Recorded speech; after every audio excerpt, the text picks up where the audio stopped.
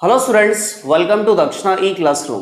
Reactions of carbonyl compounds, ये topic हम study कर रहे हैं। इस टॉपिक में अभी तक 7 रिएक्शंस हमने डिस्कस किया है। इन सभी रिएक्शंस में से एल्डोल रिएक्शन और कैनिसारो रिएक्शन, ये दोनों रिएक्शंस बहुत इंपॉर्टेंट है। इन दोनों रिएक्शंस का कंप्लीट मैकेनिज्म हमें पता होना चाहिए, और कभी भी एल्डोल रिएक्शन या कैनिसारो रिएक्शन से रिलेटेड क्वेश्चन आता है तो कंप्लीट मैकेनिज्म फॉलो करके ही आंसर बनाना है। अब कार्बोनिल कंपाउंड में नेक्स्ट रिएक्शन हमें डिस्कस करना है alpha halogenation of carbonyl compound and रैसमाइजेशन।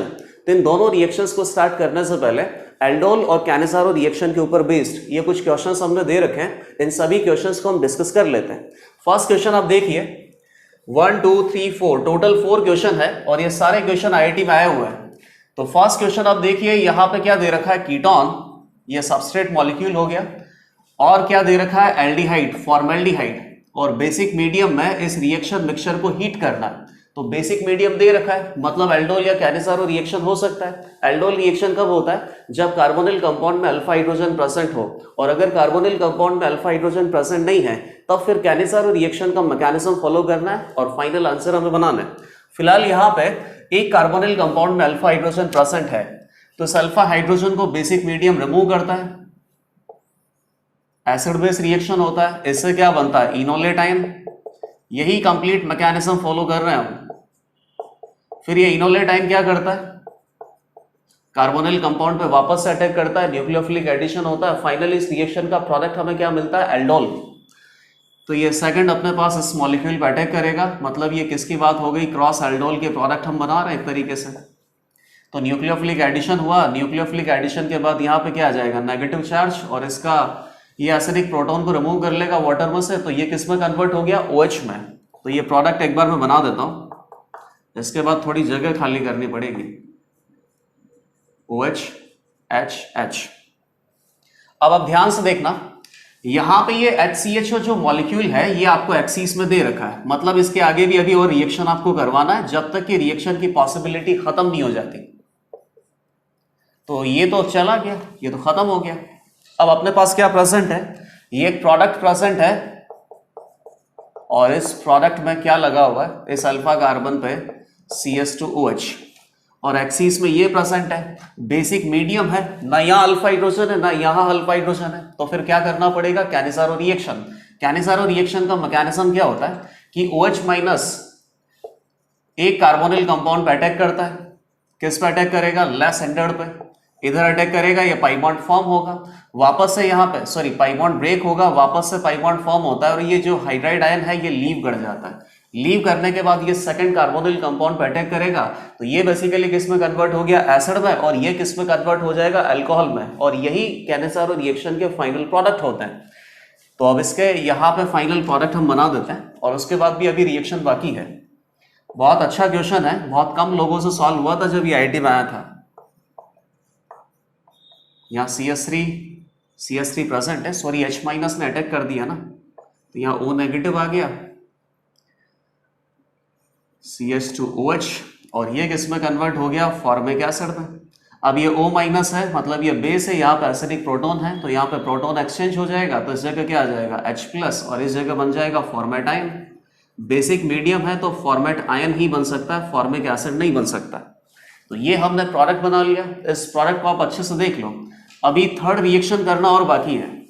अब एक बात आप और देखो कि यहाँ पे क्या प्रेजेंट है, अल्कोहल प्रेजेंट है एक तरीके से, और HCHO अभी भी आपको एक्सिस में दे रखा है, बेसिक मीडियम है, तो अब कोई रिएक्शन यहाँ पे नहीं हो सकती क्योंकि ये कार्बोनिल कंपाउंड नहीं है।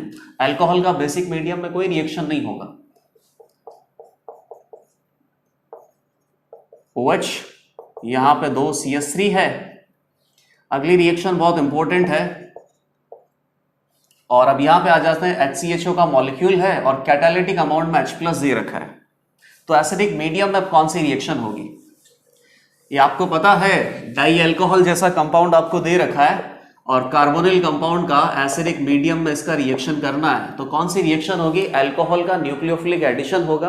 कार्बोनिल कंपाउंड पे जब अल्कोहल का न्यूक्लियोफिलिक एडिशन होता है तो हेमी एसिटल, एसिटल, कीटल, हेमी कीटल, ये प्रोडक्ट हमें मिलता है। तो यहां पर बेसिकली क्या मिल सकता है कि एक ही मॉलिक्यूल में 2 OH प्रेजेंट है, तो 2 बार अल्कोहल का एडिशन होगा, अल्कोहल का एडिशन होगा, तो क्या मिलेगा, या तो एसिटल मिल सकता है या कीटल मिल सकता है, हेमी नहीं मिलेगा। अब एसिटल कब मिलता है? जिस कार्बोनिल कंपाउंड पे इसका एडिशन हो रहा है, अगर वो कार्बोनिल कंपाउंड एल्डिहाइड है तब एसिटल मिलता है, और अगर ये कार्बोनिल कंपाउंड यहाँ पे कीटोन है तब कीटल मिलता है। तो कीटल नहीं मिलेगा, एसिटल मिलेगा। एसिडिक मीडियम में ही ये रिएक्शन कैटलाइज होता है। तो फाइनली मैं इसका प्रोडक्ट बना देता हूं। कंप्लीट मैकेनिज्म अब मेरे को फॉलो करने का जरूरत नहीं है। ये इधर से और इधर से कहां कनेक्ट हो जाएगा? इस कार्बन से, तो इसको क्या बोलेंगे? एसिटल।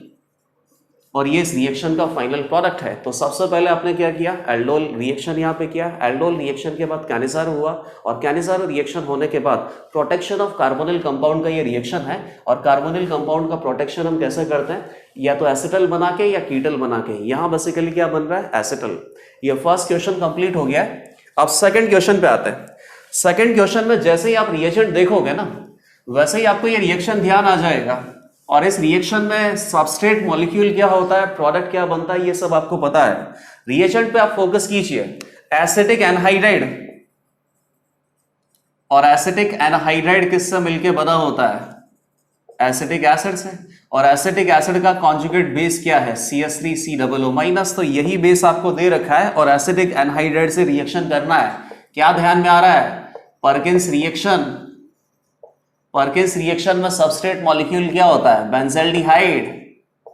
और बेंजल्डिहाइड को किस में चेंज करना होता है? सिनेमिक एसिड में। तो यही रिएजेंट हम यूज करते हैं। सिनेमिक एसिड क्या है? बेंजीन के ऊपर C डबल बॉन्ड CH और ये COOH ग्रुप अटैच कर दो, सिनेमिक एसिड। तो आपको ये पता चल गया कि I क्या होगा, J क्या होगा, K आपको पता करना है। I तो बेसिकली क्या हो जाएगा? Benzaldehyde. Acidic anhydride in presence of CH3COO- इसका रिएक्शन करेंगे तो J अपने पास क्या बनता है? Cinnamic acid. अब सिनेमिक एसिड की रिएक्शन आपको इन तीनों रिएजेंट से करनी है और फाइनली K का फॉर्मेशन करना है। वापस से ये सब हटा देता हूं। सिनेमिक एसिड पे पहुंच चुके हम। CH double bond CH COOH H2PDC, ये हाइड्रोजनेशन है। और हाइड्रोजनेशन बहुत अच्छे से किसका होता है? कार्बन कार्बन डबल बॉन्ड या कार्बन कार्बन ट्रिपल बॉन्ड। ये जो फंक्शनल ग्रुप लगा रखा है COOH, इसका हाइड्रोजनेशन यहां पे नहीं होगा। COOH हो गया, एस्टर हो गया, अमाइड हो गया, इन सबका कैटालिटिक हाइड्रोजनेशन नहीं हो पाता है। इसके बाद क्या करना है? SOCl2। तो ये जो COOH है, ये SOCl2 के साथ रिएक्शन करके क्या बनाता है? एसिड हैलाइड बनाता है और SO2 गैस रिलीज हो गया प्लस HCl। यही कंप्लीट रिएक्शन होता है इसका। तो यहां पर मैंने क्या कर दिया? एसिड हैलाइड बना दिया। अगला क्या है? AlCl3 anhydrous. तो AlCl3 एनहाइड्रस बेसिकली क्या करेगा? लुईस एसिड है। लुईस एसिड यहां से लिविंग ग्रुप Cl- को हटा देगा, तो ये बेसिकली AlCl4- बन गया। ये तो इंट्रामोलिकुलर इलेक्ट्रोफिलिक सब्स्टिट्यूशन रिएक्शन का एग्जांपल है। रिएक्शन मैकेनिज्म 2 में पढ़ा हुआ है। यहां से क्या बनेगा? Acyl cation. इंटरनली अपने पास इलेक्ट्रोफाइल है और इंटरनली बेंजीन रिंग है। तो ये बेसिकली इधर अटैक करेगा, इलेक्ट्रोफिलिक एरोमेटिक सब्स्टिट्यूशन होगा और फाइनली साइक्लाइजेशन के प्रोडक्ट हमें मिल जाएंगे 1 2 3 4 5। तो ये बेसिकली यहां पे कनेक्ट करेगा ऑर्थो पे। ऑर्थो के अलावा और कहीं पे कनेक्ट नहीं कर सकता क्योंकि इतना लंबा रिंग नहीं बनता है। 1 2 3, इस पर C डबल बॉन्ड हो, ये असाइल कैटाइन होता या इंटरनली ये कनेक्ट करेगा। जिस जगह इलेक्ट्रोफाइल अटैच होता है वहां से कौन लूज होता है? H+, ताकि बेंजीन का एरोमेटिसिटी मेंटेन रहे। और इस तरीके से इलेक्ट्रोफिलिक एरोमेटिक सब्स्टिट्यूशन के प्रोडक्ट हम ये बना देते हैं। अब नेक्स्ट क्वेश्चन आप देखना, ये सब मैं वापस से हटा देता हूं, नोट कर लेना आप। नेक्स्ट क्वेश्चन में बहुत ज्यादा दिमाग नहीं लगाना है और ये क्वेश्चन बेसिकली यहाँ पे मिक्स है। आपको ये पूछा है 4 रिएक्शन दे रखी है और चारों रिएक्शंस में से कहां पे एरोमेटिक प्रोडक्ट मिल सकता है। तो पहला वाला जो रिएक्शन है तो बहुत इजी है। AlCl3 का रिएक्शन किया है कुछ RCl टाइप से, तो ये लुईस एसिड होता है। लुईस एसिड क्या करता है? इलेक्ट्रॉन पेयर को एक्सेप्ट करता है। क्लोरीन के पास इलेक्ट्रॉन पेयर है, ये इलेक्ट्रॉन पेयर को एक्सेप्ट करेगा। ये सब पता है लेकिन मैं वापस से इसका मैकेनिज्म आपको बता देता हूं। ये सब इलेक्ट्रोफिलिक एरोमेटिक सब्स्टिट्यूशन में पढ़ा हुआ है, फ्रीडेल-क्राफ्ट रिएक्शंस में। यहाँ पॉजिटिव आ गया। अल्टीमेटली ये जो क्लोरीन एटम है ये सिग्मा बॉन्ड के इलेक्ट्रॉन को लेके भाग जाता है क्योंकि क्लोरीन मोर इलेक्ट्रोनेगेटिव एटम है और यहाँ पे पॉजिटिव चार्ज रहना थोड़ा सा इम्पॉसिबल टाइप है। तो ये बन जाएगा अपने पास cyclopropenyl cation plus AlCl4 minus. तो ये basically as a ion pair यहाँ पे एग्जिस्ट करेगा, ये सॉल्ट है। और इसी तरीके से क्यों एग्जिस्ट करेगा, क्योंकि ये जो कंपाउंड यहाँ पे बन रहा है ये बेसिकली 2 इलेक्ट्रॉन एरोमेटिक है। तो एज अ कैटाइन एनाइन मतलब एज अ सॉल्ट यहाँ पे आपको प्रोडक्ट मिलने वाला है। अगला अपने पास क्या है, ये तो बहुत simple reaction, acid base reaction. Reaction mechanism 1 में हमने पढ़ा था, सोडियम हाइड्राइड से आपको क्या मिलेगा, H- बेस। और जहां पर H- बेस प्रेजेंट होता है ये बेसिकली सारे एसिडिक प्रोटॉन को रिमूव कर लेता है। और एक एसिडिक प्रोटॉन मैंने आपको ये भी बताया था, साइक्लोपेंटाडाइन। साइक्लोपेंटाडाइन में ये जो sp3 कार्बन है, अगर यहां से आप H+ रिमूव करोगे तो कॉन्जुगेट बेस एरोमेटिक बनेगा, कॉन्जुगेट बेस रेजोनेंस स्टेबलाइज्ड होगा, इसीलिए H- इस एसिडिक प्रोटॉन को रिमूव कर सकता है। तो H- को रिमूव करेगा, हाइड्रोजन गैस रिलीज हो गया और ये अपने पास क्या बन गया, साइक्लोपेंटा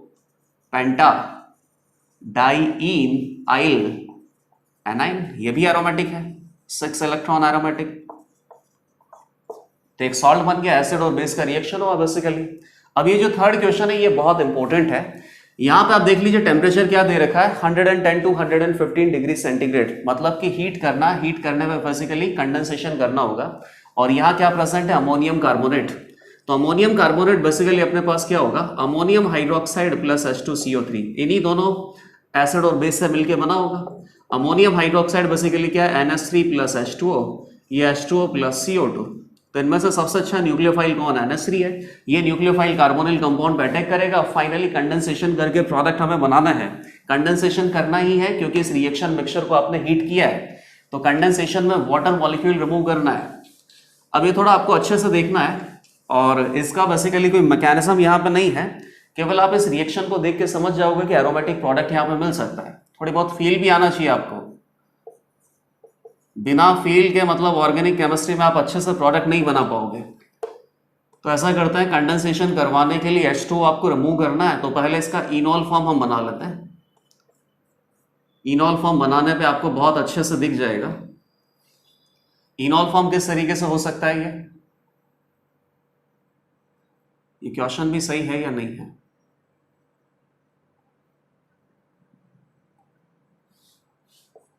कार्बन एटम बेसिकली यहां पे ज्यादा होना चाहिए।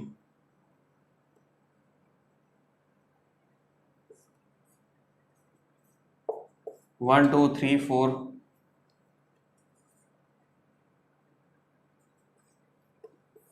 क्वेश्चन में मिस्टेक लग रहा है ना।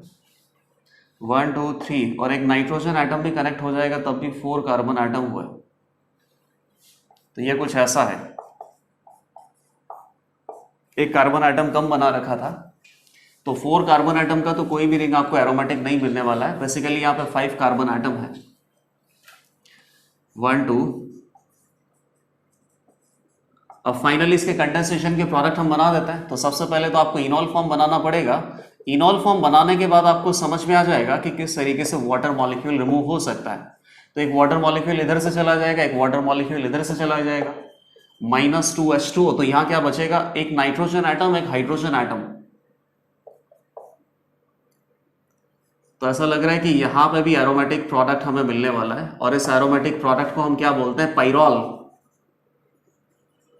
ये भी क्या है, 6 इलेक्ट्रॉन एरोमेटिक है। नेक्स्ट क्वेश्चन पे आते हैं। नेक्स्ट क्वेश्चन एक पैसेज है, और ये पैसेज बेसिकली एल्डोल रिएक्शन पे बेस्ड है। बहुत ही अच्छा पैसेज है। इस पैसेज को अगर हम अच्छे से समझ सकते हैं, एल्डोल रिएक्शन अगर हमें अच्छे से आता है, तो ही हम यहां पे PQRS बता पाएंगे। इस पैसेज को सबसे पहले हम पढ़ लेते हैं। 2 aliphatic aldehyde P and Q। तो एल्डिहाइड है P और Q। फिर इसके बाद क्या करना, reacts in presence of aqueous K2CO3। तो K2CO3 अपने पास क्या है, बेसिक सॉल्ट है, और मैंने आपको बता रखा था कि एल्डोल कंडेंसेशन में K2CO3 भी आपको दिया जाता है। तो यहां से क्या होगा, बेसिकली एल्डोल कंडेंसेशन, ये एल्डोल प्रोडक्ट आपको बनाने हैं, एल्डोल रिएक्शन। और अलग अलग एल्डिहाइड है तो क्रॉस एल्डोल पे ध्यान देना है। अब ये प्रोडक्ट आपको मिल गया। इस प्रोडक्ट को इन्होंने क्या बोला है, R की रिएक्शन किससे करनी है, HCN से। तो HCN से अगर आप इसका रिएक्शन करोगे तो यहां बेसिकली एल्डोल में कार्बोनिल कंपाउंड या कार्बोनिल ग्रुप तो प्रेजेंट होता ही है। कार्बोनिल ग्रुप पे HCN का क्या होता है, न्यूक्लियोफिलिक एडिशन रिएक्शन, क्या बनता है, साइनोहाइड्रेन। अब साइनोहाइड्रिन का इन्होंने क्या किया है, ट्रीटमेंट विद एसिडिफिकेशन और हीट किया है। तो साइनोहाइड्रिन का एसिडिफिकेशन और हीट करेंगे तो बेसिकली साइनोहाइड्रिन में CN प्रेजेंट होता है, इसका एसिडिक हाइड्रोलाइसिस कर रहे हैं तो ये किस में कन्वर्ट हो जाएगा, COOH में। Gives and heating S gives, ये साइनोहाइड्रिन को उन्होंने क्या बोल दिया, S, और S का एसिडिफिकेशन करने के बाद COOH ग्रुप आ गया, हीट करेंगे तो क्या मिलेगा, ये प्रोडक्ट है। और ये प्रोडक्ट आपको क्या दे रखा है, एस्टर, मतलब कि इसमें कहीं ना कहीं OH भी प्रेजेंट होगा। तो ये तो हमें पता ही है कि एल्डोल में क्या प्रेजेंट होता है, OH प्रेजेंट होता है और कार्बोनिल ग्रुप प्रेजेंट होता है। कार्बोनिल ग्रुप को HCN में कन्वर्ट कर दिया, सॉरी साइनोहाइड्रिन में कन्वर्ट कर दिया, साइनोहाइड्रिन से COOH बना लिया, और ये COOH और इंटरनल OH ये दोनों एसिडिक मीडियम में रिएक्शन करने के बाद एस्टर का फॉर्मेशन कर लेंगे, साइक्लिक एस्टर बना। इस साइक्लिक एस्टर को हम क्या बोलते हैं, लैक्टोन। तो बेसिकली बैकवर्ड आपको स्टार्ट करना पड़ेगा, सबसे पहले इस एस्टर का हाइड्रोलाइसिस कर देते हैं। हाइड्रोलाइसिस करने के बाद आपको ये पता चल जाएगा कि कौन से पर्टिकुलर कंपाउंड से ये बना हुआ है। ठीक है, हाइड्रोलाइसिस किया आपने, H+OH-, तो यहां से आपको क्या पता चल जाएगा, S। तो ये CH3 यहां पे OH है, इधर भी OH है, और यहां पे क्या आ गया, COOH। ये S अपने पास आ गया। अब ये बेसिकली किससे बना होगा,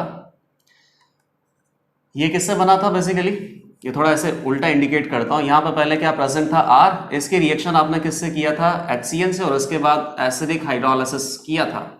तो एसिडिक हाइड्रोलाइसिस से CN ग्रुप इसमें कन्वर्ट होता है COOH में। तो पहले यहाँ पे CN रहा होगा, तो HCN का एडिशन किया होगा, तो यहाँ पे कार्बोनिल कंपाउंड रहा होगा, ये कुछ इस तरीके से रहा होगा, क्योंकि इसी पे अगर आप HCN जोड़ोगे तो H+CN-, ये न्यूक्लियोफाइल यहां अटैक करेगा, ये किस में कन्वर्ट होगा, OH, और CN- का अगर हम हाइड्रोलाइसिस करेंगे तो ये COOH में कन्वर्ट हो जाएगा। ये प्रोडक्ट भी आपने सही बना लिया, R आपको पता चल गया, S आपको पता चल गया। अब P और Q पे आते हैं, तो ये बेसिकली R क्या है, एल्डोल है, और एल्डोल कौन से एल्डिहाइड से मिलके बना होगा, यही आपको गैस करना है। अब ऑप्शन आपको दे रखे तो ऑप्शन आप अच्छे से चेक कर सकते हो, लेकिन मैंने यहाँ पे ऑप्शन नहीं बनाया ताकि थोड़ा सा डिफिकल्टी रहे और बेसिकली मैकेनिज्म पे ध्यान देके अच्छे से आंसर हम बनाए। तो ये अपने पास आ गया एल्डोल।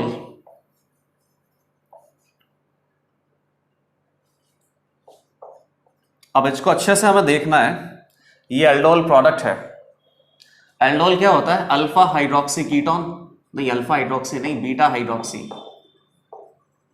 बीटा हाइड्रोक्सी कीटोन नहीं, बीटा हाइड्रोक्सी कार्बोनिल कंपाउंड। तो बेसिकली आपको गैस करना है कि P और Q एल्डिहाइड क्या हो सकता है, जिसका बेसिक मीडियम में अगर रिएक्शन करें तो ये एल्डोल प्रोडक्ट हमें मिले। अब बताइए क्या हो सकता है, अल्फा और बीटा। तो बेसिकली अपने पास इनोलेट आयन होता है, वो कार्बोनिल कंपाउंड पे अटैक करता है, और कार्बोनिल कंपाउंड पे अटैक करने के बाद न्यूक्लियोफिलिक एडिशन होता है, न्यूक्लियोफिलिक एडिशन से क्या मिलता है आपको, एल्डोल प्रोडक्ट मिलता है। तो ये इनोलेट आयन अपने पास क्या हो सकता है, यहीं पे अटैक किया है, तो ये इनोलेट आयन यही रहा होगा, और इस कार्बन आइटम पे अटैक किया, ये अल्कोहल में कन्वर्ट हो गया, तो ये बेसिकली फॉर्मल्डिहाइड रहा होगा। तो ये दोनों एल्डिहाइड यहाँ पे हो सकते हैं, P और Q। अब जो P और Q आपने गैस किए हैं, इन दोनों से वापस एल्डोल रिएक्शन करवा के और ये एल्डोल प्रोडक्ट हम बना लेते हैं। अगर ऐसा है तो आंसर आपने सही निकाल लिया, S और R आपने निकाल लिया, P और Q आपको निकालना है।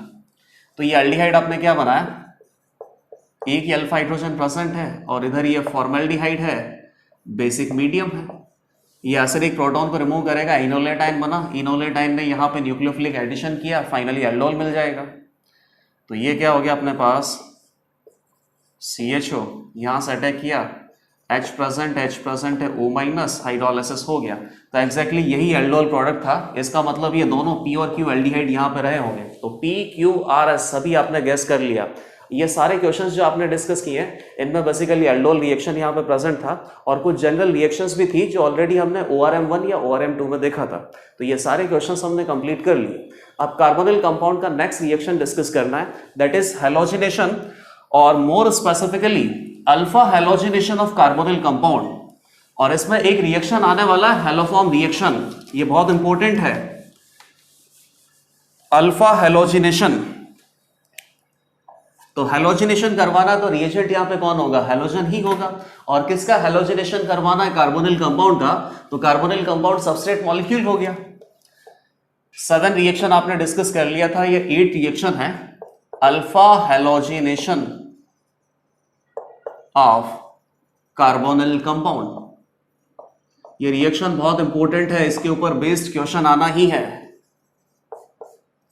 तो आपने क्या किया, जैसे मान लो कि कार्बोनिल कंपाउंड लिया इस तरीके से और इसमें अल्फा हैलोजिनेशन करवाना, ये अल्फा कार्बन प्रेजेंट है, यहाँ पे 3 अल्फा हाइड्रोजन प्रेजेंट है। हैलोजिनेशन करवाने के लिए X2 से आपको रिएक्शन करवाना पड़ेगा। ये हैलोजिनेशन एसिडिक मीडियम में भी हो सकता है या फिर बेसिक मीडियम में भी हो सकता है। दोनों के अलग अलग मैकेनिज्म है, ये दोनों मैकेनिज्म हम डिस्कस करेंगे। और इनमें से एक रिएक्शन बहुत इंपॉर्टेंट आने वाला है, उस रिएक्शन को बोलते हैं हैलोफॉर्म रिएक्शन। पहले ही लिख देता हूं यहां पे, हैलोफॉर्म रिएक्शन। फाइनली आपको अल्फा हैलोजिनेटेड प्रोडक्ट बनाने हैं, तो यहां पे क्या लगाना है, ये halogen, alpha substitution of halogen. और हैलोजन से रिएक्शन करवाना है कार्बोनिल कंपाउंड का, एसिडिक मीडियम या बेसिक मीडियम दोनों में हो सकता है। और फाइनली अल्फा सब्स्टिट्यूटेड या अल्फा हैलोजन सब्स्टिट्यूटेड प्रोडक्ट हमें बनाना है। अब इसमें जो एसिडिक मीडियम में सब्स्टिट्यूशन होता है, या तो क्या हो सकता है, ये रिएक्शन एसिड कैटालाइज्ड हो सकता है, या फिर क्या हो सकता है, बेस कैटालाइज्ड हो सकता है। तो ये रिएक्शन हम बाद में पढ़ेंगे। सबसे पहले हम बेस कैटालाइज्ड पे ध्यान देते हैं, क्योंकि इसी में एक रिएक्शन आएगा हैलोफॉर्म, और उसी रिएक्शन पे सबसे ज्यादा ध्यान देना है। तो बेस कैटालाइज्ड हैलोजिनेशन इसको बोल सकते हैं। सबसे पहले आप एक जनरल रिएक्शन देखो। ये जनरल रिएक्शन बेसिकली क्या है, कार्बोनिल कंपाउंड ले लिया। अभी तो कार्बोनिल कंपाउंड कोई भी हो सकता है, एल्डिहाइड या कीटोन, और किसी भी तरीके का कार्बोनिल कंपाउंड हो सकता है। अभी ज्यादा इंफॉर्मेशन आपको मैं बता नहीं रहा हूं। हैलोजिनेशन करना है तो X2 से रिएक्शन करना है, और बेस कैटालाइज्ड है, मतलब बेस यहां पे प्रेजेंट होना चाहिए। फाइनली आपको क्या प्रोडक्ट बनाना है इसमें, CHX3। CHX3 को हम क्या बोलते हैं, हैलोफॉर्म। और हैलोफॉर्म में क्या हो सकता है, CHCl3 हो सकता है, CHBr3 हो सकता है, CHI3 हो सकता है। डिपेंड करता है कि कौन सा हैलोजिनेशन आप करना चाहते हो। CHCl3 को क्या बोलेंगे, क्लोरोफॉर्म। CHBr3 को क्या बोलेंगे, ब्रोमोफॉर्म। CHI3 को क्या बोलेंगे, आयोडोफॉर्म। तो इस पर्टिकुलर रिएक्शन का ये एक जनरल रिप्रेजेंटेशन है, और इस पर्टिकुलर रिएक्शन में हैलोफॉर्म प्रोडक्ट हमें मिल रहा है, इसीलिए इस रिएक्शन को क्या बोलते हैं, हैलोफॉर्म रिएक्शन। अब हैलोफॉर्म रिएक्शन का क्या मैकेनिज्म है, और इसमें ये हैलोफॉर्म प्रोडक्ट किस तरीके से बना है, ये सारी चीजें हम डिस्कस करेंगे। लेकिन उसके पहले कुछ जनरल पॉइंट्स हमें यहाँ पे देखना है। ये जनरल पॉइंट्स बेसिकली क्या हो सकते हैं कि जो आपने रिएजेंट चूज किया है, ये रिएजेंट बेसिकली क्या है, एक तो क्या हो सकता है X2 in presence of OH-, लेकिन इस रिएजेंट को किसी और तरीके से भी दिया जा सकता है क्या। सिमिलरली कौन सा ऐसा कंपाउंड है जो X2 से रिएक्शन करते हैं बेसिक मीडियम में, और फाइनली हैलोफॉर्म प्रोडक्ट हम बना सकते हैं। तो कौन से कंपाउंड हो सकते हैं, कार्बोनिल कंपाउंड। कार्बोनिल कंपाउंड में क्या हो गया, एल्डिहाइड या कीटोन। तो क्या सभी एल्डिहाइड या कीटोन ऐसा कर सकते हैं क्या, बिल्कुल भी नहीं। मैं पहले ही बता देता हूं कि सभी एल्डिहाइड या कीटोन में हैलोफॉर्म प्रोडक्ट आपको नहीं मिलेगा। तो कौन से एल्डिहाइड या कीटोन में हैलोफॉर्म प्रोडक्ट मिल सकता है, ये भी आपको देखना पड़ेगा। तो बेसिकली सबस्ट्रेट मॉलिक्यूल के बारे में, रिएजेंट के बारे में, और फाइनली ये जो हैलोफॉर्म प्रोडक्ट मिल रहा है, इन तीनों के बारे में कुछ इंपॉर्टेंट पॉइंट हम पहले डिस्कस कर लेते हैं। उसके बाद हैलोफॉर्म रिएक्शन का कंप्लीट मैकेनिज्म देखना है। सबसे पहले हम आते हैं रिएजेंट के लिए इंपॉर्टेंट पॉइंट्स। तो रिएजेंट अपने पास क्या हो गया, हैलोजन से रिएक्शन करना है। हैलोजन क्या हो सकता है, क्लोरीन, ब्रोमीन, आयोडीन, कोई भी हैलोजन हो सकता है इन प्रेजेंस ऑफ बेस। तो बेस आपको क्या दिया जा सकता है, NaOH दिया जा सकता है, कैल्शियम हाइड्रोक्साइड दिया जा सकता है, KOH दिया जा सकता है। इस तरीके से तो ये रिएजेंट आपको दिए जाएंगे, और ये तो कोई भी बेसिकली गैस कर सकता है कि हैलोजिनेशन करना है तो हैलोजन से रिएक्शन करवाना है। लेकिन ये रिएजेंट आपको किसी और तरीके से भी दिया जा सकता है, ध्यान से देखना। और रिडॉक्स रिएक्शन में आपने ये पढ़ रखा है कि X2 का बेसिक मीडियम में डिस्प्रोपोर्शनेशन होता है, और डिस्प्रोपोर्शनेशन होने के बाद क्या बनता है, X माइनस प्लस XO-, या और क्या बन सकता है, X माइनस प्लस XO3-। लेकिन यहां तो hot and concentrated basic medium होना चाहिए। हॉट एंड कॉन्सेंट्रेटेड अपने पास नहीं है, केवल डाइल्यूट बेसिक मीडियम है, तो ये हटा दो। रिएजेंट आपको और कैसे मिल सकता है, X माइनस प्लस XO-, इस तरीके से भी। अब बताइए कोई भी एक ऐसा कंपाउंड आपको पता है कि जहां पर X माइनस और XO माइनस प्रेजेंट होता है? बिल्कुल पता है, क्या होता है? Bleaching powder. तो ब्लीचिंग पाउडर किसको बोलते हैं? CaCO CaO Cl2। यहाँ पर बेसिकली क्या प्रेजेंस है? Ca2 प्लस OCl माइनस और Cl माइनस। तो बेसिकली रिएजेंट यहाँ पे ब्लीचिंग पाउडर भी दिया जा सकता है, और ब्लीचिंग पाउडर रिएजेंट अगर आपको दे रखा है और कार्बोनिल कंपाउंड दे रखा है तो हैलोफॉर्म रिएक्शन पे ही आपका ध्यान देना चाहिए। ब्लीचिंग पाउडर का मतलब अपने पास क्या हो जाएगा? Cl2 in presence of OH minus. तो हैलोजन से रिएक्शन करना है बेसिक मीडियम में कार्बोनिल कंपाउंड का, तो हैलोजिनेशन होगा, और उसमें एक स्पेसिफिक रिएक्शन हम देख रहे हैं, हैलोफॉर्म रिएक्शन। तो हैलोफॉर्म रिएक्शन की ही कंडीशंस है। तो पहला इंपॉर्टेंट पॉइंट आपने देख लिया रिएजेंट के बारे में, important points of haloform reaction. अब सेकंड इंपॉर्टेंट पॉइंट अपने पास किसके लिए आ सकता है? सबस्ट्रेट मॉलिक्यूल के लिए। कौन सा सबस्ट्रेट मॉलिक्यूल है जो हैलोफॉर्म प्रोडक्ट बना सकता है हैलोजन के साथ बेसिक मीडियम में रिएक्शन करने पे? Substrate molecule which can form haloform product on reaction with X2 in presence of OH minus. तो ये एक बहुत ही स्पेसिफिक कार्बोनिल कंपाउंड हो सकता है। जैसे आप इस जनरल रिएक्शन को ध्यान से देख लो, इस जनरल रिएक्शन में बेसिकली कार्बन पे क्या आ रहे हैं? 3 हैलोजन। इसका मतलब ट्राई सब्स्टिट्यूशन हुआ है, और ये ट्राई सब्स्टिट्यूशन कब हो सकता है? जब कार्बन पे 3 अल्फा हाइड्रोजन प्रेजेंट हो। तो बेसिकली ये सबस्ट्रेट मॉलिक्यूल अपने पास क्या हो सकता है? कोई भी कार्बोनिल कंपाउंड हो सकता है, मना नहीं कर रहे हैं। एल्डिहाइड भी हो सकता है, कीटोन भी हो सकता है, लेकिन यहाँ पे ये जो अल्फा कार्बन है, इस अल्फा कार्बन पे 3 अल्फा हाइड्रोजन प्रेजेंट होने चाहिए, तभी यहाँ पे हैलोजन का ट्राई सब्स्टिट्यूशन होगा और फाइनली हैलोफॉर्म प्रोडक्ट हमें मिल सकता है। तो basically C double bond O के साइड में क्या प्रेजेंट होना चाहिए? CH3 group at alpha position of C double bond O carbonyl group is must. अगर यहाँ CH3 प्रेजेंट नहीं है, 3 अल्फा हाइड्रोजन प्रेजेंट नहीं है, तो फिर यहाँ पे नॉर्मल हैलोजिनेशन के प्रोडक्ट हमें मिलेंगे, और जो स्पेशल हैलोजिनेशन का प्रोडक्ट है हैलोफॉर्म, ये नहीं मिल पाएगा। तो ये सबस्ट्रेट मॉलिक्यूल तो आपने पता कर लिया, लेकिन अभी भी थोड़ी सी जानकारी अधूरी है। मैं बोल रहा हूँ कि कार्बोनिल कंपाउंड के अलावा 2 सबस्ट्रेट मॉलिक्यूल और ऐसे होते हैं जो भी यहाँ पे इन पर्टिकुलर रिएजेंट के साथ रिएक्शन करने पे हैलोफॉर्म प्रोडक्ट बना सकता है। और ये दोनों सबस्ट्रेट मॉलिक्यूल क्या है? ये तो अपने पास क्या हो गया? Methyl carbonyl compound. Carbonyl compound में एल्डिहाइड भी आ सकता है, कीटोन भी आ सकता है। और एक और सबस्ट्रेट मॉलिक्यूल क्या है? 2 डिग्री अल्कोहल,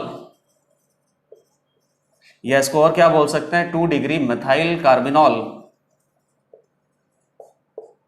अब अल्कोहल किस तरीके से दे सकता है, जबकि पहले ही बता दिया कि कार्बोनिल कंपाउंड का स्पेसिफिक रिएक्शन है। तो यहां पे क्या हो सकता है कि ये जो पर्टिकुलर रिएजेंट दे रखे हैं, इन पर्टिकुलर रिएजेंट की प्रेजेंस में अल्कोहल पहले ऑक्सीडाइज हो जाता है। ऑक्सीडाइज होने के बाद कार्बोनिल कंपाउंड कीटोन में कन्वर्ट होता है, और एक बार कीटोन बन गया और कीटोन के साइड में अगर CH3 ग्रुप प्रेजेंट है, फिर हैलोजिनेशन में हैलोफॉर्म प्रोडक्ट हमें मिल जाएगा, फिर कोई दिक्कत नहीं आएगी। तो केवल आपने क्या लिखा है? 2 डिग्री अल्कोहल, 3 डिग्री अल्कोहल या 1 डिग्री अल्कोहल? बिल्कुल नहीं, ये तो आप सोचना ही नहीं। अब ये 2 डिग्री अल्कोहल कैसा होगा? कुछ इस तरीके से। और ये जो रिएजेंट है ना आपके पास X minus XO minus, basically इसको क्या बोलेंगे? X2 in presence of OH minus. यहाँ X किस में प्रेजेंट है? +1 में। हैलोजन +1 में अगर प्रेजेंट है तो हैलोजन तो मोर इलेक्ट्रोनेगेटिव होता है। ये तो 0 में जाना चाहता है या -1 में जाना चाहता है, इलेक्ट्रॉन एक्सेप्ट करना चाहता है। इलेक्ट्रॉन एक्सेप्ट करेगा तो खुद तो क्या होगा? रिड्यूस होगा, सामने वाले को ऑक्सीडाइज करेगा। तो ये बेसिकली 2 डिग्री अल्कोहल को ऑक्सीडाइज कर देते हैं, ऑक्सीडाइज, और किस में पहुंचा देते हैं? 2 डिग्री को ऑक्सीडाइज करेंगे तो बेसिकली कीटोन ही बन सकता है। तो ये वापस से वही कार्बोनिल कंपाउंड बन गया जो कार्बोनिल कंपाउंड हैलोफॉर्म रिएक्शन दे सकता है।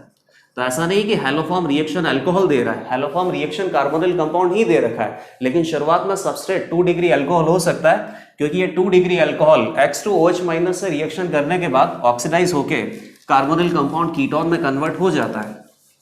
सिमिलरली एक और कंपाउंड हमारा हो सकता है यहाँ पे, ये कुछ ऐसा होगा 2 डिग्री अल्काइल हैलाइड। और अल्काइल हैलाइड क्या है? यहाँ कोई भी लीविंग ग्रुप प्रेजेंट हो सकता है। तो इससे देखना आप किस तरीके से ये कार्बोनिल कंपाउंड बनेगा, क्योंकि यही कार्बोनिल कंपाउंड हैलोफॉर्म रिएक्शन दे सकता है। लिविंग ग्रुप प्रेजेंट है, बेसिक मीडियम है, न्यूक्लियोफाइल आपके पास है, लिविंग ग्रुप आपके पास है, तो क्या बनेगा बेसिकली SN2 रिएक्शन होगा, न्यूक्लियोफाइल ने अटैक किया इलेक्ट्रॉन डेफिशिएंट कार्बन पे, लिविंग ग्रुप को हटा देगा। तो ये पहले तो लिविंग ग्रुप की जगह कौन आ जाएगा, OH, अल्कोहल में कन्वर्ट हो गया। फिर alcohol X2 in presence of OH minus, इस रिएजेंट से ये ऑक्सीडाइज होकर कीटोन में जाता ही है और फाइनली ऐसा कीटोन बन जाए जहां C डबल बॉन्डो के साइड में CH3 ग्रुप प्रेजेंट है, तो वो हेलोफॉर्म प्रोडक्ट हमें बना सकता है। तो ये फाइनली आपने कीटोन बना दिया।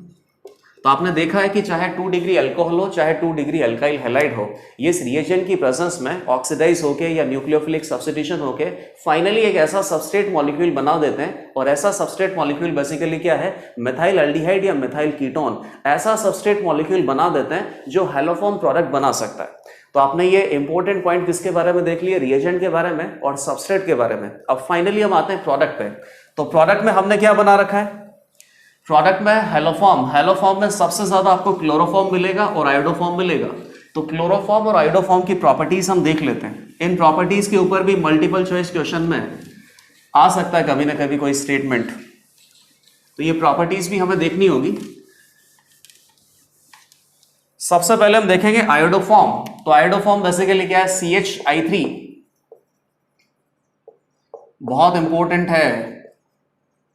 और CH3 अगर कहीं रिएक्शन में बन रहा है तो इस रिएक्शन को एज अ टेस्ट भी हम यूज कर सकते हैं। तो क्या लिखेंगे, iodoform reaction can be used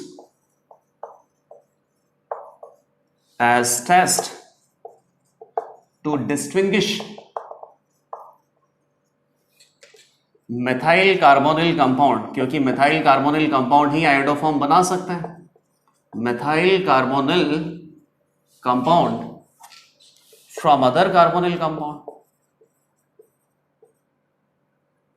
from other carbonyl compound.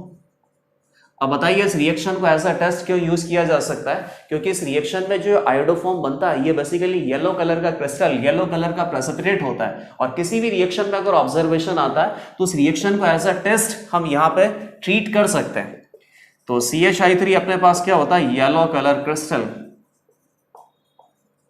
और इंपॉर्टेंट प्रॉपर्टी क्या है, एंटीसेप्टिक नेचर होता है। तो बेसिकली अगर कहीं हाथ पैर में लग जाए तो ड्रेसिंग में काम आता है, एंटीसेप्टिक ड्रेसिंग में काम आता है, एंटीसेप्टिक ड्रेसिंग। और एक और इंपॉर्टेंट पॉइंट है, और ये सारे पॉइंट्स बेसिकली मल्टीपल चॉइस में किसी ना किसी स्टेटमेंट में आ सकते हैं। ये CH3 में ये जो बॉन्ड है ना कार्बन और आयोडीन का, ये थोड़ा वीक बॉन्ड है। वो तो आपको लग ही रहा है, बहुत बड़ा एटम है, बिगर एटम के जो बॉन्ड बनते हैं वो वीक ही होते हैं। तो वीक बॉन्ड है तो बेसिकली एक्वस AgNO3 के साथ अगर रिएक्शन करेंगे तो एक्वस मीडियम में यहां से I- रिलीज हो जाता है। और अगर मान लो कि रिएक्शन मिक्सचर में आयोडाइड आयन का प्रेजेंस है तो आयोडाइड आयन क्या करेगा, Ag+ आयन के साथ रिएक्शन करेगा और क्या बना देगा, AgI सॉलिड। ये क्या होता है, येलो प्रेसिपिटेट। और इसका केवल एक ही रीजन है कि CH3 में कार्बन आयोडीन का जो बॉन्ड है ये थोड़ा बहुत वीक है। तो बेसिकली अगर इसको एक्वस सॉल्यूशन में रखेंगे तो यहाँ पे I- यहाँ से रिलीज हो सकता है और ये I- Ag+ के साथ रिएक्शन करके AgI बना देगा। AgI बेसिकली क्या होता है, येलो कलर का प्रेसिपिटेट होता है। तो रिजल्ट क्या निकल गया कि CH3 आयोडोफॉर्म एक्वस AgNO3 के साथ पॉजिटिव रिएक्शन कर सकता है। नेक्स्ट हमें किस पे ध्यान देना है, CHCl3 क्लोरोफॉर्म पे। अब क्लोरोफॉर्म के बारे में आपको बहुत सारी चीजें पता है, जैसे कि क्लोरोफॉर्म से आदमी को बेहोश किया जा सकता है, करना नहीं है। तो इंपॉर्टेंट पॉइंट में हम इसके लिए क्या लिख सकते हैं कि पहली बात तो ये लिक्विड होता है, सबको पता है, काफी सारी रिएक्शंस में इसको सॉल्वेंट यूज किया है हमने। तो पोलर एप्रोटिक सॉल्वेंट के जैसे यूज किया जा सकता है, पोलर एप्रोटिक सॉल्वेंट। तो ये आपने इसका फिजिकल स्टेट पता कर लिया। और इसके बारे में प्रॉपर्टीज हमें क्या देखना है, प्रॉपर्टीज में क्या देखना है कि ये लिक्विड है, सॉलिड तो है नहीं, तो इसको एज अ टेस्ट हम ट्रीट नहीं कर पाएंगे। केवल इतना देखना पड़ेगा कि कौन सी रिएक्शन में क्लोरोफॉर्म प्रोडक्ट मिल सकता है। क्लोरोफॉर्म जब प्रोडक्ट आपको मिलेगा तो वो ऑब्जर्वेशन में नहीं आ सकता। और क्या प्रॉपर्टीज है इसकी, एंटीसेप्टिक प्रॉपर्टीज है, तो इसकी एनेस्थेटिक प्रॉपर्टीज है, एनेस्थेटिक प्रॉपर्टीज। एनेस्थीसिया इंड्यूस अगर करना है तो क्लोरोफॉर्म सूंघ सकता है कोई भी। एनेस्थेटिक प्रॉपर्टीज है अच्छा, एक बात और देखना, क्लोरोफॉर्म को किस तरीके से स्टोर किया जाता है, बॉटल का कलर क्या होना चाहिए, क्लोरोफॉर्म को बॉटल में आधा भरना चाहिए, पूरा भरना चाहिए, ये बहुत इंपॉर्टेंट पॉइंट्स हैं और आपको भी पढ़ने में अच्छा भी लगेगा। ये क्लोरोफॉर्म का क्या है, easily oxidized in air in presence of light. अब ये बहुत ही इंपॉर्टेंट है, ये इजीली ऑक्सीडाइज हो जाता है और ऑक्सीडाइज होने के बाद एक पॉइजनस गैस बनता है। पॉइजनस गैस क्या बनेगा, CHCl3O2 in presence of H2O, नमी होती है।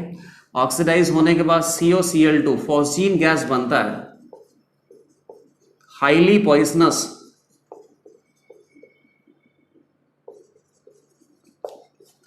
तो क्लोरोफॉर्म की बोतल में क्लोरोफॉर्म ही आपको चाहिए, ये हाईली पॉइजनस गैस फॉस्जीन नहीं चाहिए। तो ये कैसे हम अचीव कर सकते हैं, जबकि आपको पता है कि क्लोरोफॉर्म अगर कहीं प्रेजेंट है और बॉटल में अगर थोड़ा बहुत एयर भी प्रेजेंट हुआ ना, तो एयर की प्रेजेंस में क्लोरोफॉर्म ऑक्सीडाइज हो जाएगा, जिससे हाईली पॉइजनस गैस ये बनेगा। बॉटल को कभी भी खोलोगे तो हाईली पॉइजनस गैस रिलीज होगा और ये बेसिकली हार्मफुल है। तो इसको हम किस तरीके से अवॉइड कर सकते हैं कि सबसे पहले बात तो क्लोरोफॉर्म का जो बॉटल है ये डार्क कलर का होना चाहिए, और दूसरा इस बॉटल में क्लोरोफॉर्म कंप्लीटली फिल करना है, कहीं पर भी एयर प्रेजेंट नहीं होना चाहिए। Chloroform is stored in dark colored bottle। और एक और पॉइंट क्या हो गया, chloroform is filled completely to top in bottle। Completely fill करना चाहिए ताकि यहाँ पे कोई एयर का प्रेजेंस नहीं रहे, और एयर का प्रेजेंस अगर होता है तो एयर की प्रेजेंस में या लाइट की प्रेजेंस में ये बहुत इजीली ऑक्सीडाइज हो जाता है। इजीली ऑक्सीडाइज होने से पॉइजनस गैस फॉस्जीन गैस बनता है, विच इज वेरी हार्मफुल, और ये हमें नहीं बनने देना है। लेकिन अगर मान लो कि थोड़ा बहुत पॉइजनस गैस क्लोरोफॉर्म की बॉटल में प्रेजेंट है और हमें इसे न्यूट्रलाइज करना है, तो उसके लिए भी हम क्या यूज कर सकते हैं, ethyl alcohol is mixed with chloroform in order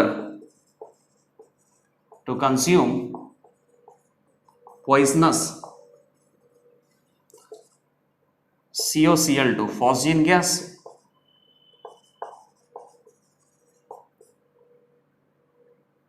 if any, अगर यहाँ पे कोई फॉस्जीन गैस प्रेजेंट है तो उसको भी न्यूट्रलाइज करने के लिए या उसके एक्शन को न्यूट्रलाइज करने के लिए आप इथाइल अल्कोहल मिक्स कर दो तो भी कोई दिक्कत नहीं होगी, क्योंकि इथाइल अल्कोहल बेसिकली क्या करेगा, ये साफ साफ दिख रहा है, इथाइल अल्कोहल में ऑक्सीजन का लोन पेयर है, बेसिकली ये न्यूक्लियोफाइल है, और उधर फॉस्जीन गैस में आप अच्छे से देखो तो लिविंग ग्रुप प्रेजेंट है, तो न्यूक्लियोफिलिक सब्स्टिट्यूशन होगा, कितनी बार होगा, 2 बार होगा। तो पहली बात, यहां से ये कंप्लीटली न्यूक्लियोफाइल अटैक करेगा, अल्टीमेटली अटैचमेंट किसका होगा, C2H5O- का, और यहां से H+ को कौन लेके भाग जाएगा, Cl-, तो ये क्या बन जाएगा, इथाइल कार्बोनेट,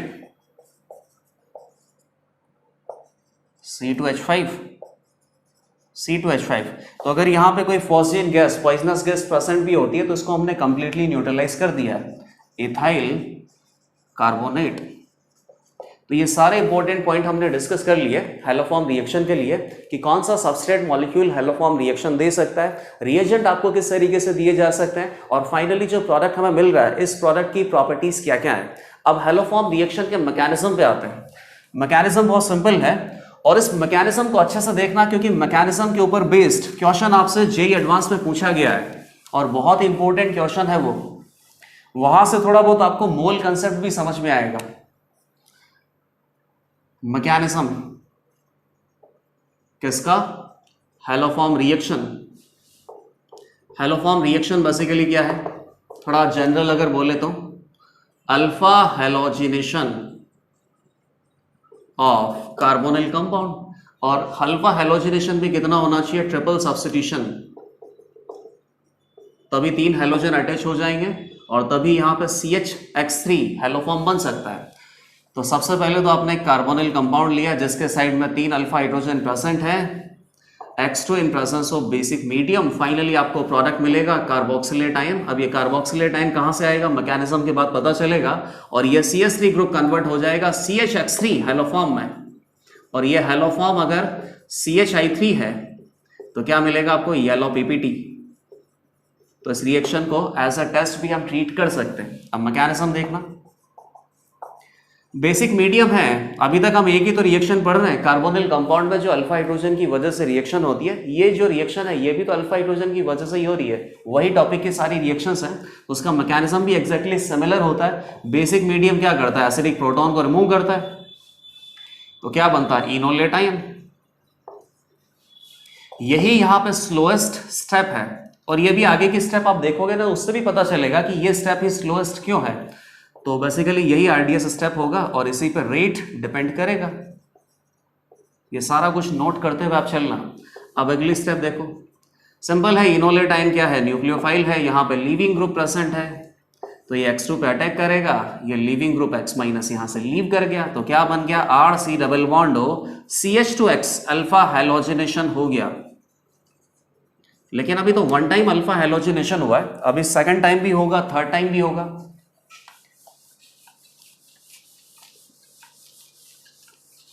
अब बताइए रिएक्शन मिक्सचर में अपने पास क्या प्रेजेंट है।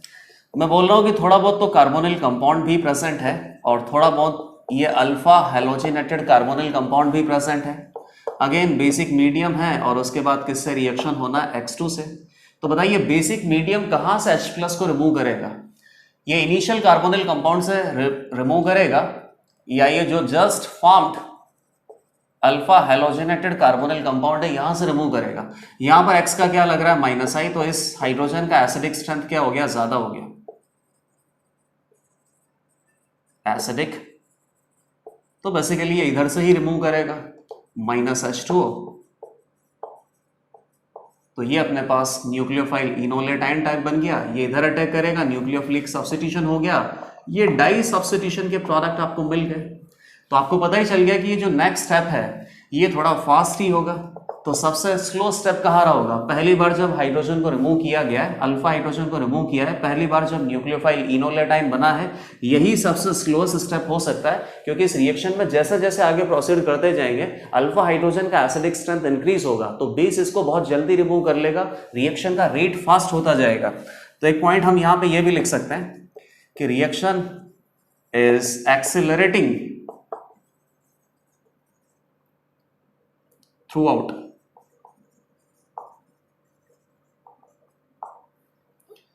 डाई सब्स्टिट्यूशन हो गया। अब बेसिकली हम यहां पे आ गए, अगेन बेसिक मीडियम H+ को रिमूव किया, इनोलेट आयन बन गया। इनोलेट आयन क्या है, CX2- और वापस से अपने पास क्या है, हैलोजन प्रेजेंट है, तो यहां से इसने क्या किया, CX3 बना दिया प्लस X-। अब यहां पे CX3 आ चुका है। अब अगली स्टेप आप देखो, और अगली स्टेप बेसिकली बहुत इंपॉर्टेंट है। अब ये CX3 पे आप नोटिस करना, अब यहाँ पे सारे अल्फा हाइड्रोजन खत्म हो गए, तो एसिड बेस रिएक्शन अब नहीं होने वाला है। अब ये OH- अगर यहाँ पे अटैक करेगा तो बेसिकली इलेक्ट्रॉन डेफिशिएंट कार्बन पे अटैक करेगा, तो या तो न्यूक्लियोफिलिक एडिशन हो सकता है या न्यूक्लियोफिलिक सब्स्टिट्यूशन हो सकता है। न्यूक्लियोफिलिक एडिशन कब होता है, कार्बोनिल कंपाउंड में होता है, क्योंकि कार्बोनिल कंपाउंड में या तो अल्काइल प्रेजेंट होता है या हाइड्रोजन प्रेजेंट होता है, नॉट अ लिविंग ग्रुप। तो इसीलिए जब न्यूक्लियोफाइल यहां पे अटैक करता है तो ये पाई बॉन्ड ब्रेक होता है, और पाई बॉन्ड वापस से फॉर्म होकर लिविंग ग्रुप लीव नहीं करता है, क्योंकि लिविंग ग्रुप है ही नहीं। तो बेसिकली ऑक्सीजन के ऊपर ये इलेक्ट्रॉन पेयर हमेशा रहता है, और इस ऑक्सीजन के ऊपर जो इलेक्ट्रॉन पेयर आता है ये इलेक्ट्रोफाइल को एक्सेप्ट कर लेता है। इलेक्ट्रोफाइल भी अटैच हो गया, न्यूक्लियोफाइल भी अटैच हो गया, इसीलिए कौन सी रिएक्शन होती है, न्यूक्लियोफिलिक एडिशन। लेकिन अगर कार्बोनिल कंपाउंड में C डबल बॉन्डो के साइड में यहाँ पे कोई लिविंग ग्रुप प्रेजेंट है, तो उस केस में फिर क्या होता है, न्यूक्लियोफाइल अटैक किया, पाई बॉन्ड ब्रेक हुआ, पाई बॉन्ड फॉर्म हुआ, लिविंग ग्रुप लीव कर गया, न्यूक्लियोफिलिक सब्स्टिट्यूशन होता है। कौन सी रिएक्शन बोलते हैं, SN2TH। तो यहां पे आपने क्या बना दिया, CX3, और CX3 जब यहां से लीव करेगा तो क्या बनेगा, CX3-, और ये थोड़ा अच्छा खासा लिविंग ग्रुप है, इसको कोई दिक्कत नहीं है, क्योंकि 3 हैलोजन का जो -I लग रहा है एक्सट्रीमली इलेक्ट्रॉन विड्रॉइंग ग्रुप है, और यहां पे नेगेटिव चार्ज थोड़ा बहुत स्टेबल हो सकता है। तो बेसिकली आप इस तरीके से ट्रीट कर सकते हो कि लिविंग ग्रुप है, तो फोर्थ टाइम जब ये OH- यहां पे अटैक करेगा तो अब कौन सी रिएक्शन होगी, SN2TH, nucleophilic substitution, pi bond break हुआ, पाई बॉन्ड फॉर्म होगा, लिविंग ग्रुप लीव करेगा। बेसिकली 2 स्टेप में दिखाना चाहिए, लेकिन मैं एक ही स्टेप में दिखा रहा हूं, प्लस CX3। अब ये भी देखो, आप अच्छे से देखो, anything that has a negative charge, ये क्या है, बेस ही तो है और न्यूक्लियोफाइल भी है, और यहां पर एसिडिक प्रोटॉन प्रेजेंट है, तो ये एसिडिक प्रोटॉन को यहां से रिमूव नहीं करेगा क्या? तो एसिडिक प्रोटॉन को रिमूव करने के बाद ये क्या बन गया, कार्बोक्सिलेट आयन, और ये क्या बन गया, CHX3 हैलोफॉर्म। तो ये इस रिएक्शन का कंप्लीट मैकेनिज्म है, और कंप्लीट मैकेनिज्म में जो आपने रिएक्शन देखा है, इसका एक बैलेंस्ड रिएक्शन भी मैं लिख देता हूं, क्योंकि ये बैलेंस्ड रिएक्शन भी बहुत काम का है। देखिए OH माइनस ने कितनी बार अटैक किया है, OH माइनस ने 3 टाइम अटैक किया है, तो बेसिकली एसिड बेस रिएक्शन हुआ है, उसके बाद अल्फा सब्स्टिट्यूशन हुआ है, और 4th टाइम अटैक किया है तो न्यूक्लियोफिलिक सब्स्टिट्यूशन हो गया। तो बेसिकली OH माइनस के कितने मोल रिक्वायर्ड है, 4। ये आपके पास सबस्ट्रेट का 1 मोल रिक्वायर्ड है, OH माइनस के 4 मोल रिक्वायर्ड है, तो NOH बेस मान सकते हैं, 4 OH माइनस आ गए। 3 टाइम्स इसने क्या बनाया, वाटर ही बनाया है। 4th टाइम OH माइनस यहाँ पे अटैच हो गया, X माइनस को CH3 माइनस को रिलीज किया है, इसके पहले X माइनस रिलीज हुआ था, तो 3X माइनस थे अपने पास हो, प्लस ये कार्बोक्सिलेट आयन बना है, और इस H प्लस आयन को कौन खा गया, CHX3, तो यहाँ पे आ गया H प्लस, यहाँ पे आ गया Na प्लस 3NaX। ये रिएक्शन शायद कंप्लीटली बैलेंस्ड है, कंप्लीटली बैलेंस्ड, आप अच्छे से देख लीजिए। हाँ, प्लस 3 मोल ऑफ X2। एक कार्बोनिल कंपाउंड का जो मोल है, इसके लिए बेस का कितना रिक्वायरमेंट है, 4 मोल, X2 कितना रिक्वायर्ड है, 3 मोल। 3 मोल ऑफ वाटर यहाँ पे बनेगा, 3 मोल ऑफ NaOX, एक बन जाएगा अपने पास कार्बोक्सिलेट आयन, और 1 मोल अपने पास बन जाएगा CHX3 हैलोफॉर्म का। तो ये कंप्लीटली बैलेंस रिएक्शन है, और इस रिएक्शन का कंप्लीट मैकेनिज्म भी आपने देख लिया। और बेसिकली आपको किस तरीके से यहाँ पे आंसर बनाना है, डायरेक्ट ट्रैक आपको क्या फॉलो करना है कि जो भी कार्बोनिल कंपाउंड आपको दे रखा है, इन प्रेजेंस ऑफ X2OH माइनस, इस CH3 को हटाओ और ये बाकी को कन्वर्ट कर दो कार्बोक्सिलेट आयन में। लेट अस से कि NOH बेस आपको दे रखा है, तो Na प्लस इधर आ जाएगा, ये सॉल्ट आपके पास बन गया, प्लस CH3 को कन्वर्ट कर दो CHX3 में, तो ये फाइनल प्रोडक्ट आ जाता है। लेकिन CHX3 प्रोडक्ट आपको बनाना है, हेलोफॉर्म प्रोडक्ट बनाना है, इसके लिए क्या रिक्वायर्ड है, C डबल बॉन्डो के साइड में जो कार्बन है, अल्फा कार्बन पे 3 अल्फा हाइड्रोजन प्रेजेंट होने चाहिए, क्योंकि हेलोफॉर्म बनाने के लिए 3 टाइम हेलोजन का सब्स्टिट्यूशन करना है, और 3 टाइम हेलोजन का जब सब्स्टिट्यूशन होता है, उसके बाद ये क्या बनता है, एक तरीके से CH3, और ये जो CH3 है ये थोड़ा सा लीविंग ग्रुप बन जाता है, और ये लीविंग ग्रुप बन जाता है, इसीलिए फाइनल रिएक्शन अपने पास क्या होता है, SN2TH, और यहां से leaving group CH3 minus leave करता है, ये एसिडिक प्रोटॉन को रिमूव करने के बाद ही CHX3 हेलोफॉर्म में कन्वर्ट होता है। तो ये रिएक्शन आपने कंप्लीट देख लिया। अब इस रिएक्शन के ऊपर बेस्ड कुछ क्वेश्चंस भी हम अटेम्प्ट कर लेते हैं, ज्यादा क्वेश्चंस नहीं है क्योंकि बहुत ही स्पेसिफिक रिएक्शन हो गया ना, हर कोई सबस्ट्रेट मॉलिक्यूल तो हेलोफॉर्म प्रोडक्ट बना नहीं पाएगा। तो सबस्ट्रेट मॉलिक्यूल फिक्स है, अल्फा कार्बन पे 3 अल्फा हाइड्रोजन प्रेजेंट होने चाहिए। तो फर्स्ट अपने पास हो गया CH3 C डबल बॉन्ड और CH3, ऐसा करते हैं I2NOH के साथ इसका रिएक्शन करते हैं, तो प्रोडक्ट क्या मिल जाएगा, CH3 C double O minus carboxylate ion और CHI3 yellow PPT। Second CH3 C double bond और CH2 CH3 I2NOH। इधर तो ध्यान देना नहीं है क्योंकि 2 अल्फा हाइड्रोजन प्रेजेंट है और यहाँ पे 3 अल्फा हाइड्रोजन प्रेजेंट है, तो 3 टाइम यहाँ पे सब्स्टिट्यूशन होगा, हेलोफॉर्म प्रोडक्ट तो आपको मिलेगा, और इधर से क्या मिलेगा, कार्बोक्सिलेट आयन। तो ये तो हो गया कार्बोक्सिलेट आयन, और इधर से क्या मिल गया, CHI3। सिमिलरली लेट अस से कि आपने एक तरफ pH लगा दिया, तो उससे क्या ही फर्क पड़ेगा, इधर बस CH3 होना चाहिए, और अगर CH2 हुआ या CH हुआ तो हेलोफॉर्म प्रोडक्ट हमें नहीं मिलेगा। प्रोडक्ट तब भी मिलेगा लेकिन प्रोडक्ट कुछ और होगा, वो कुछ और प्रोडक्ट भी हम बनाएंगे अभी।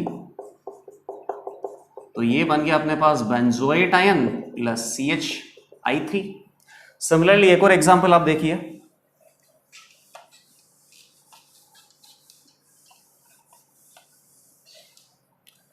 थर्ड फोर्थ आ गया CH3 CHOH। अब ये अपने पास क्या हो गया, 2 डिग्री अल्कोहल आ गया। तो आपको पता है कि 2 डिग्री अल्कोहल भी आइडोफॉर्म रिएक्शन या हेलोफॉर्म रिएक्शन दे सकता है, क्योंकि इस रिएजेंट की प्रेजेंस में ये 2 डिग्री अल्कोहल पहले ऑक्सीडाइज होता है, ऑक्सीडाइज होने के बाद कहाँ चला गया, कीटोन में, और कीटोन में अगर साइड में ये CH3 ग्रुप प्रेजेंट है तो आयोडोफॉर्म बन सकता है Na+CHI3। और अगर मान लो ये ऐसा होता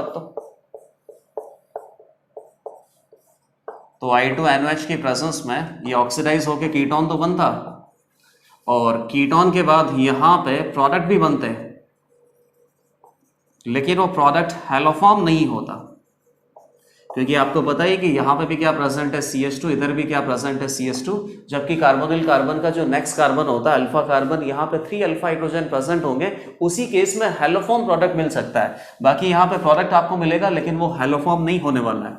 अब 6 क्वेश्चन देखिए, और 6 क्वेश्चन भी बहुत इंपॉर्टेंट है। यहां पर आप देखोगे कि एक और पर्टिकुलर क्लास ऑफ कंपाउंड है जो हैलोफॉर्म प्रोडक्ट बना सकता है, और ये बेसिकली क्या है, एसिटिल एसीटोन। अब एसिटिल एसीटोन की स्ट्रक्चर क्या होगी बहुत जल्दी हम बना देंगे। यहां basically active methylene group present है, एक्टिव मिथाइलिन ग्रुप। एसिटिल, इसी को एसिटिल बोलते हैं। एसीटोन 3 कार्बन का जो कीटोन होता है प्रोपेनॉन, ये एसिटिल एसीटोन बन गया।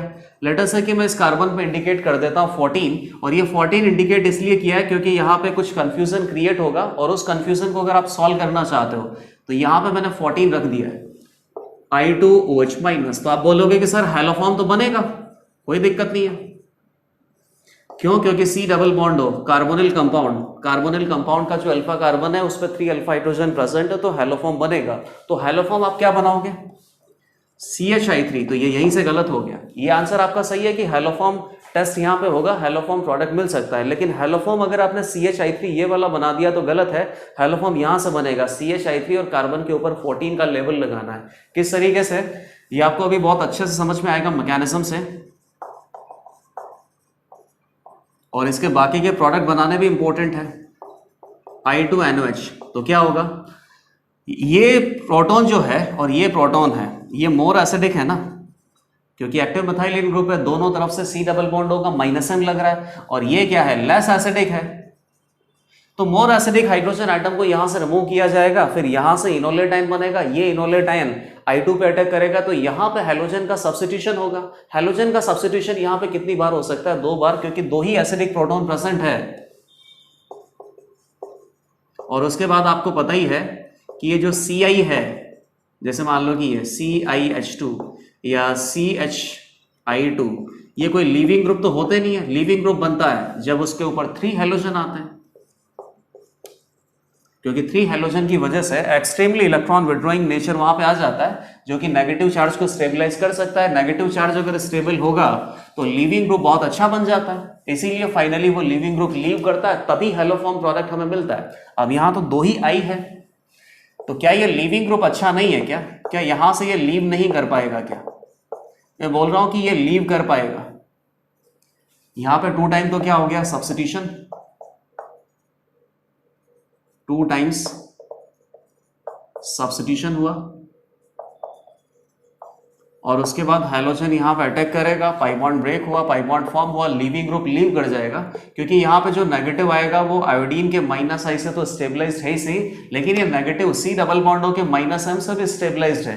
तो ये जो पर्टिकुलर ग्रुप है इसका भी ठीक ठाक लीविंग नेचर है, तो कोई दिक्कत नहीं है। CI2 -14 C double बॉन्डो CH3। बाकी ये एसिड है, ये बेस है, एसिडिक प्रोटॉन को खाई जाएगा, और आपको पता ही है कि एसिडिक एसिड कभी भी नहीं बनाना है यहां से, क्योंकि एसिडिक प्रोटॉन को ये जो इनोलेट आयन है ये रिमूव कर लेगा।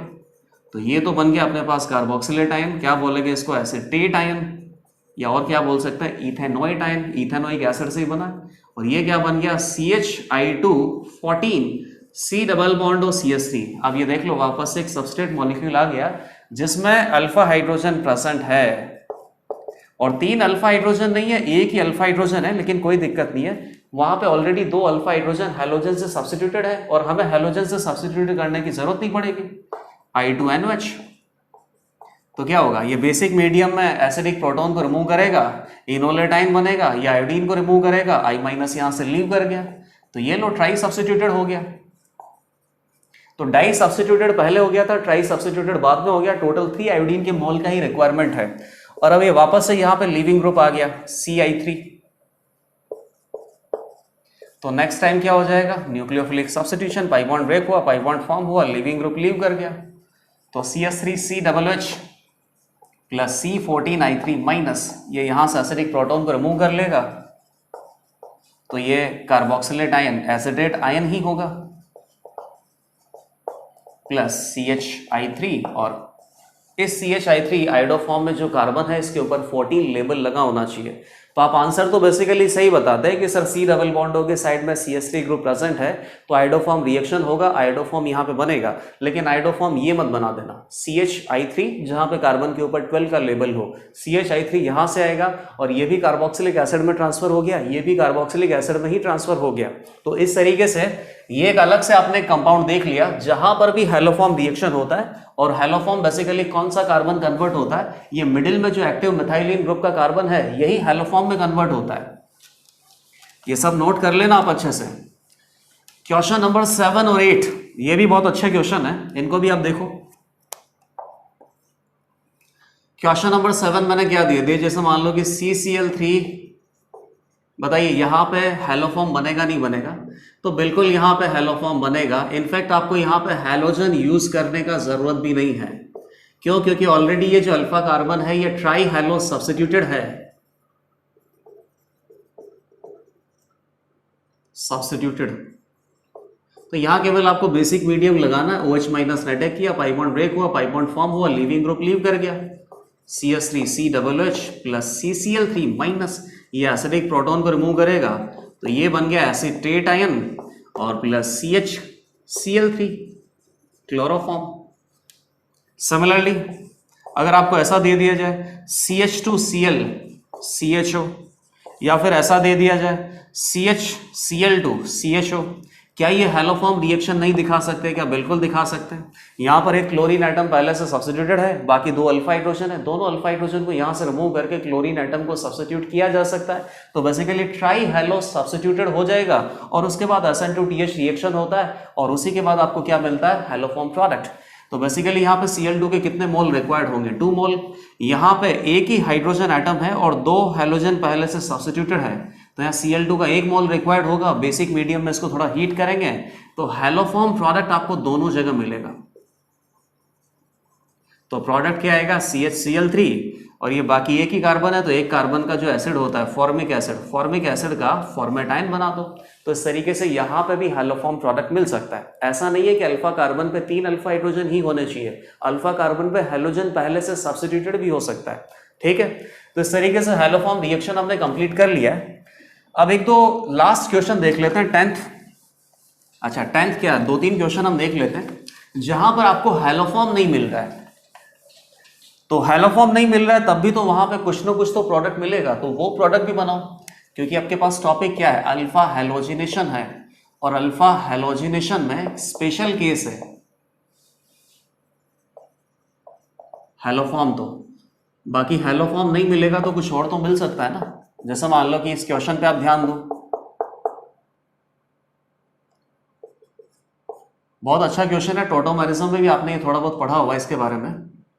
जैसे मान लो कि Cl2 से आपको रिएक्शन करवाना है 1 इक्विवेलेंट OH माइनस, यहाँ पे क्या प्रेजेंट है CH2, यहाँ क्या प्रेजेंट है CH, तो हैलोफॉर्म प्रोडक्ट तो आपको नहीं मिलेगा। तो OH माइनस क्या करेगा, एसिडिक प्रोटॉन को रिमूव करेगा, क्या बनता है, इनोलेट आयन, और वही RDS स्टेप होता है। तो RDS स्टेप से ही आपको बेसिकली प्रोसीड करना है।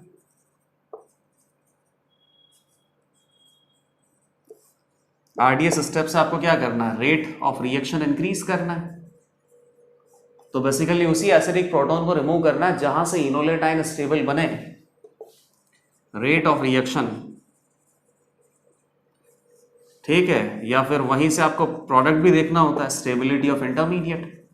जितना ज्यादा स्टेबल इंटरमीडिएट होगा वही इंटरमीडिएट बनाओ, और उसी से मेजर प्रोडक्ट आता है, स्टेबिलिटी ऑफ इंटरमीडिएट, और यहीं से आपको क्या बनाना है, मेजर प्रोडक्ट। क्योंकि ये क्वेश्चन आपने देखा हुआ है टोटोमेरिज्म में, और यहाँ पे बेसिकली एक ही प्रॉब्लम है कि दोनों तरफ अपने पास अल्फा हाइड्रोजन है, तो कौन से अल्फा हाइड्रोजन को रिमूव करके इनोलेट आयन बनाएंगे और किस तरफ ये हैलोजन सब्स्टिट्यूट होगा।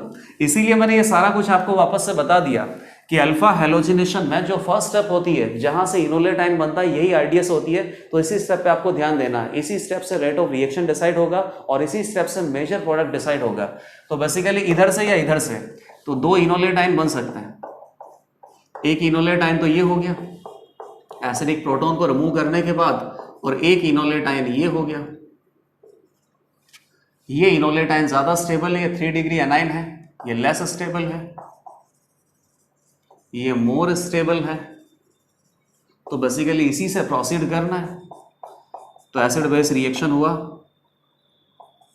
इनोलेट आयन बन गया और 1 मोल ऑफ हाइड्रोजन आपको दे रखा है। इनोलेट आयन ने इधर अटैक किया, अल्फा सब्स्टिट्यूशन हो जाएगा, Cl ग्रुप यहां से लीव कर गया। तो फाइनली आपने आंसर क्या बना दिया, ये। और अगर आप ये आंसर बना के आते हैं, हालांकि आंसर ये भी होगा लेकिन माइनर होगा, तो ये गलत हो जाता। ये मेजर प्रोडक्ट है। बेसिक मीडियम है तो बेसिक मीडियम में कार्बोनिल कंपाउंड में हमेशा इनोलेट आयन बनाना है, और इनोलेट आयन जहां ज्यादा स्टेबल होगा वहीं से आपको मेजर प्रोडक्ट का फॉर्मेशन करना है। अब एक लास्ट क्वेश्चन आप और देखिए, और इस क्वेश्चन में भी बेसिकली आप अल्फा हेलोजिनेशन करोगे, लेकिन यहां पे थोड़ा सा मैकेनिज्म चेंज हो जाएगा। मैकेनिज्म क्या होगा, acid catalysed, base catalysed halogenation तो आपने देख लिया, और एक इसका एक स्पेशल केस हेलोफॉर्म रिएक्शन भी देख लिया, और बाकी नॉर्मल केस भी देख लिया। अब आ जाता है acid catalysed, acid catalysed halogenation. तो ये सारी बातें आपको बता रखी है कि कोई भी आपके पास कीटो फॉर्म है और एसिड कैटालाइज्ड है, मतलब एक्वस सॉल्यूशन है, यहां लिख देता हूं मैं, एक्वस सॉल्यूशन है, कैटालिटिक अमाउंट में H प्लस प्रेजेंट है, हेलोजन से रिएक्शन करना है। तो बेसिकली यहां पे इनोलेट आयन थोड़ी बनता है। इनोलेट आयन तो कब बन सकता है, जब बेस एसिडिक प्रोटॉन को रिमूव करे। एसिडिक प्रोटॉन को रिमूव करने के बाद नेगेटिव आता है, उसी नेगेटिव कार्बन आयन को क्या बोलते हैं, इनोलेट आयन। तो यहाँ इनोलेट आयन से आपको प्रोसीड नहीं करना है, यहाँ एसिडिक मीडियम में कार्बोनिल कंपाउंड में कहां से प्रोसीड करना होता है, इनोल फॉर्म बना के। तो इसका इनोल फॉर्म क्या होगा, जैसे इसी को कंसिडर कर लेते हैं एसीटोन को, तो ये बन गया अपने पास इनोल फॉर्म। ये बहुत इंपॉर्टेंट पॉइंट है, इससे पहले मैंने ड्यूटेरियम एक्सचेंज में भी बता रखा है। In acidic medium always proceed with enol form of carbonyl compound. तो ये आपने इनोल फॉर्म बना लिया। इनोल फॉर्म बेसिकली क्या होगा, न्यूक्लियोफाइल होगा, क्योंकि यहां पे ये लिविंग ग्रुप प्रेजेंट है, तभी यहां पे न्यूक्लियोफिलिक सब्स्टिट्यूशन हो पाएगा। अब बताइए, यहां पे ये जो न्यूक्लियोफाइल है इनोल फॉर्म न्यूक्लियोफाइल की तरह बिहेव करेगा। यहां बेसिकली कौन से न्यूक्लियोफिलिक साइट पे X माइनस अटैच होगा, तो जो ज्यादा न्यूक्लियोफिलिक है, जहां पर इलेक्ट्रॉन डेंसिटी ज्यादा हो सकती है। ऑक्सीजन के ऊपर इलेक्ट्रॉन पेयर है, इस कार्बन के ऊपर कोई इलेक्ट्रॉन पेयर नहीं है, लेकिन ये इलेक्ट्रॉन डेंसिटी इस तरीके से इस कार्बन पे ज्यादा है, और कार्बन बेसिकली ऑक्सीजन के कंपैरिजन में ज्यादा न्यूक्लियोफाइल है या ज्यादा न्यूक्लियोफिलिक है, तो यहीं से अटैक होगा। तो यहीं से अटैक होगा तो वापस से वही बात आ गई ना कि अल्फा कार्बन पे ही हेलोजन सब्स्टिट्यूट होगा, चाहे बेसिक मीडियम हो चाहे एसिडिक मीडियम हो, लेकिन बेसिक मीडियम में इनोलेट आयन बना के प्रोसीड करना है, और एसिडिक मीडियम में इनोल फॉर्म बना के प्रोसीड करना है। तो ये हो गया CHX, यहां आ गया OH प्लस, ये आ गया CS3 प्लस X माइनस, और फाइनली यहां से प्रोटॉन लॉस करवा दो। प्रोटॉन लॉस करवाने के बाद ये अल्फा हेलोजिनेशन के प्रोडक्ट हमें मिल गए। यहां पे भी एक इंपॉर्टेंट पॉइंट आपको बताना है, माइनस H प्लस HCl। क्या इंपॉर्टेंट पॉइंट है, in acidic medium only mono substituted product is formed।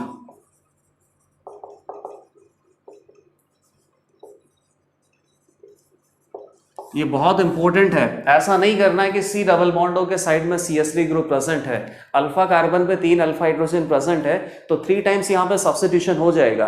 3 times substitution केवल एक ही कंडीशन में पॉसिबल है, बेसिक मीडियम में। तो बेसिक मीडियम में हैलोजन से रिएक्शन अगर करवाओगे तो 3 टाइम्स सब्स्टिट्यूशन होता, 4th टाइम में SN2TH रिएक्शन होता तो हैलोफॉर्म प्रोडक्ट हमें मिल सकता था। लेकिन एसिड कैटालाइज्ड मैकेनिज्म में 1 टाइम ही सब्स्टिट्यूशन होना है, तो बेसिकली एक ही अल्फा कार्बन पे एक अल्फा हैलोजन आप कनेक्ट कर दो तो वही फाइनल आंसर मिलेगा। अब यहाँ पे क्वेश्चन और दे देता हूं जिसमें आपको बेसिकली मेजर प्रोडक्ट बनाना है, और ऑलरेडी ये क्वेश्चन आपने डिस्कस कर रखा है। बेसिक मीडियम तो बना ही दिया ना, अब एसिडिक मीडियम आपको देखना है।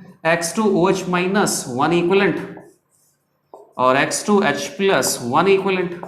यहां किससे प्रोसीड करना है? इनोलेटाइन से, वहीं से मेजर प्रोडक्ट आएगा। दोनों में मेजर प्रोडक्ट ही बनाना है। एसिडिक मीडियम में तो ओनली मोनो सब्स्टिट्यूशन के प्रोडक्ट ही मिलते हैं, और यहाँ बेसिक मीडियम में भी मोनो सब्स्टिट्यूशन का प्रोडक्ट मिलेगा, क्योंकि यहाँ पे कोई सी डबल बॉन्डो के साइड में CH3 ग्रुप तो प्रेजेंट है नहीं, तो हैलोफॉर्म रिएक्शन तो कहीं से भी नहीं होना है, लेकिन केवल अल्फा हैलोजिनेशन के प्रोडक्ट हमें बनाना है। तो OH माइनस H प्लस को रिमूव करेगा तो ये इनोलेटाइन ज्यादा स्टेबल होगा, तो यहाँ से X2 पे अटैक करेगा, X माइनस लीव करेगा, तो बेसिक मीडियम में तो ये आंसर आ गया, मेजर प्रोडक्ट। मेजर प्रोडक्ट ही बनाना है, यहाँ पे मेजर में नहीं लिख रहा हूं। और एसिडिक मीडियम में आपको क्या करना है? पहले इनोल फॉर्म बनाना है। इनोल फॉर्म जो ज्यादा स्टेबल होता है उसी इनोल फॉर्म से प्रोसीड करना है। यहाँ तो इनोल फॉर्म बेसिकली एक ही बन सकता था, लेकिन यहाँ पे इनोल फॉर्म 2 आ सकती है, या तो लेफ्ट से आप बना दो या राइट से बना दो। अब ये इनोल फॉर्म ज्यादा स्टेबल है, पाई बॉन्ड के लिए ज्यादा अल्फा हाइड्रोजन है, तो बेसिकली इसी से प्रोसीड करना है, और इसी से अपने पास क्या आएगा? अल्फा हैलोजिनेशन का मेजर प्रोडक्ट। तो आप ये देख लोगे कि एसिड कैटालाइज्ड और बेस कैटालाइज्ड अल्फा हैलोजिनेशन में अलग अलग मैकेनिज्म से प्रोसीड करना होता है, और अलग अलग तरीके से मेजर प्रोडक्ट आ सकता है। ये इनोल फॉर्म कैसे बिहेव करता है? एज अ न्यूक्लियोफाइल, और किस पे अटैक करना है? X2 पे, तो यहां से मोनो हैलोजिनेशन के प्रोडक्ट आपको मिलेंगे। ये लीविंग ग्रुप प्रेजेंट है। ज्यादा न्यूक्लियोफिलिक कौन होता है? अल्फा कार्बन ही होता है।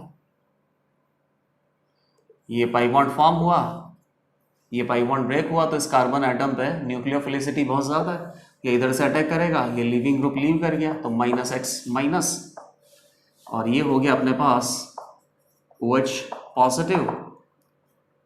एक CH3 तो यहां पहले प्रेजेंट है, एक X आ गया। फाइनली यहां से क्या होगा? प्रोटॉन लॉस होगा, तो ये मोनो हैलोजिनेटेड प्रोडक्ट आपको मिल गया। लेकिन यहाँ पे मोनो हैलोजिनेटेड प्रोडक्ट में मेजर अमाउंट कोई दूसरा है और बेसिक मीडियम में कोई दूसरा था, तो यहाँ पे alpha halogenation of carbonyl compound, ये रिएक्शन कंप्लीट हो जाता है। और इसका एक स्पेसिफिक केस आप हमेशा याद रखना, हैलोफॉर्म रिएक्शन। अब नेक्स्ट रिएक्शन पे आते हैं। नेक्स्ट रिएक्शन अपने पास racemisation.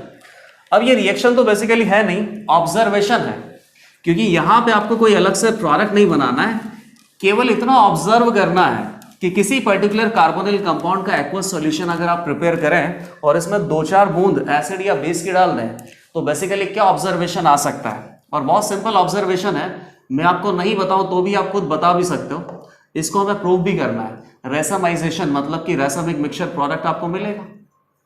Product is racemic mixture. Substrate अपने पास क्या होता है? ध्यान से देखना। Substrate is optically pure. Pure मतलब 1 आइसोमर, 2 आइसोमर नहीं होने चाहिए। एनेंशियोमेर या एनेंशियोमेरिक पेयर या रेसमिक मिक्सचर नहीं होना चाहिए। ऑप्टिकली प्योर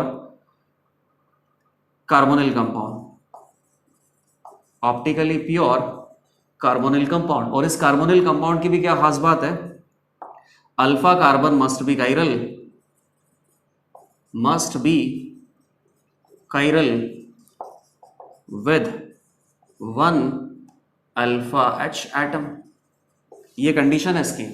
तो ये कुछ ऐसा होगा, ये कार्बोनिल कंपाउंड मैंने ले लिया, एल्डिहाइड या कीटोन कुछ भी हो सकता है। ये अल्फा कार्बन है, अल्फा कार्बन कायरल है, 1 अल्फा हाइड्रोजन यहाँ पे प्रेजेंट है। और अगर आपने इसको एसिडिक मीडियम या basic medium, basically aqueous solution prepare किया, और एसिड या बेस यहाँ पे कैटालिटिक अमाउंट में प्रेजेंट है, और ये अपने पास क्या है, ऑप्टिकली प्योर है, मतलब 1 आइसोमर है। जैसे कि ये बेसिकली या तो क्या हो सकता है, डी हो सकता है या एल हो सकता है। तो इसका नेचर क्या हो सकता है, dextro rotatory positive side rotate कर सकता है पीपीएल लाइट को, या L levo rotatory negative side मतलब लेफ्ट साइड रोटेट कर सकता है।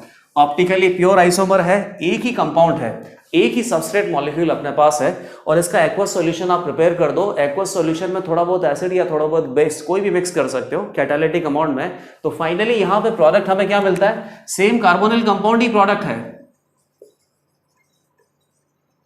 लेकिन ये रैसमिक मिक्सचर बन जाता है। अब बताइए रैसमिक मिक्सचर कैसे बन सकता है?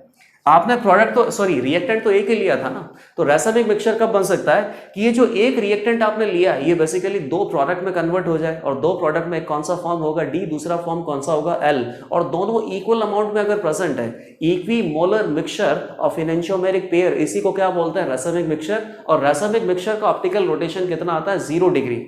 तो ये बेसिकली रैसमिक मिक्सचर आपको बनाना है, कार्बोनिल कंपाउंड ही बनेगा और दो फॉर्म आपको प्रेजेंट मिलेंगे।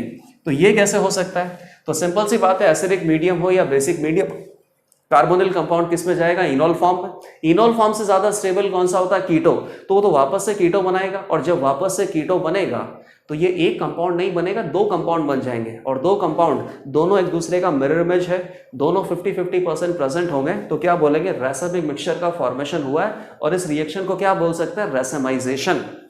तो देख लेते हैं आप इसको किस तरीके से ऐसा हो सकता है, मतलब कि प्रूफ आपको देखना पड़ेगा, चाहे आप एसिडिक मीडियम में देख लो चाहे बेसिक मीडियम में देख लो। जैसे मान लो पहले एसिडिक मीडियम में देखा, CH3CH2H5 optically pure carbonyl compound आपने लिया है, एसिडिक मीडियम है, तो क्या बनेगा, इनॉल फॉर्म बनेगा। एक ही तरफ से इनॉल फॉर्म बन सकता है क्योंकि एक ही अल्फा हाइड्रोजन प्रेजेंट है, और अल्फा कार्बन कैसा होगा, कायरल, तभी ऑप्टिकली एक्टिव हो सकता है। तभी तो हम ऐसा बोल सकते हैं ना कि या तो डी फॉर्म है या एल फॉर्म है। अब आगे बताओ, ये इनॉल फॉर्म आपने बना दिया, अब इनॉल से कीटो भी बनाना आना चाहिए वापस से। ये सब टॉटोमेरिज्म में ही आपको बता दिया गया होगा। अब इनॉल से हम कीटो किस तरीके से बनाते हैं, तो कीटो बनाने के लिए ये बेसिकली क्या होगा, वापस से क्या करोगे, ये जो पाई बॉन्ड है, ये H+ एटम वापस से अल्फा कार्बन पे अटैच होगा, H+ है यहाँ पे इलेक्ट्रोफाइल, तो ये बेसिकली क्या होगा, न्यूक्लियोफाइल, इनॉल फॉर्म। ठीक है, न्यूक्लियोफिलिक साइट अपने पास कौन सा है, ये लॉन पेयर, ऑक्सीजन भी न्यूक्लियोफिलिक साइट हो सकता है, ये कार्बन भी न्यूक्लियोफिलिक साइट हो सकता है। तो ये बेसिकली अपने पास क्या हो गया, sp2।